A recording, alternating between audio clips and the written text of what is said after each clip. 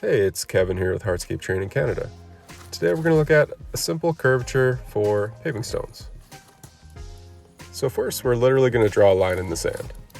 So map out our general curvature, and from there that's really just a reference point to start honing in our pavers actually laid on the ground. So it may look like I'm just kind of tossing them down here, but there's a simple trick that is really effective.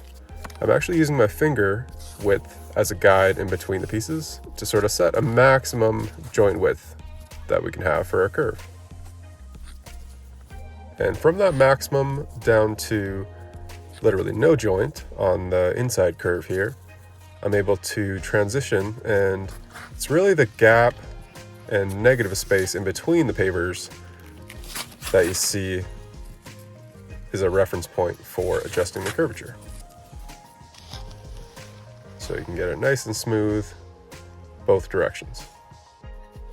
And for setting an even tighter curve, please do not use slivers like that. What we want to do is set our curvature in the sand once again. You can use a center point and a tape measure or string line if you like.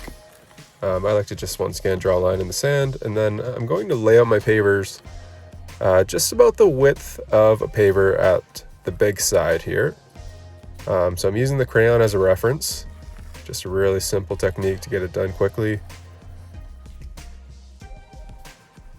And I'm just adjusting each one so that the width in between is about the width of a paver and consistent throughout each one. So fine tune it. You really want that inside curvature to look really nice and smooth especially. So the inside joints, the small joints, are actually the same size as well to each other. And from there I'm actually going to stack pavers on top of each gap here, and this is going to allow us to have some bigger pieces in between, really nice and consistently cut. So from there I'm just going to make sure that curvature is nice still on top, looking straight down, and mark each one. I also like to quickly number them so that I can make sure I get the right one in the right spot, because they will vary just slightly. And we're going to cut them with our IQMS 362 dustless saw. Really nice and easy with a big tray here. Goes through them like butter. And from there I'm just going to place them and adjust. Make sure I get them in the right spot. And just do some fine tuning, and you get a nice smooth radius with bigger pieces.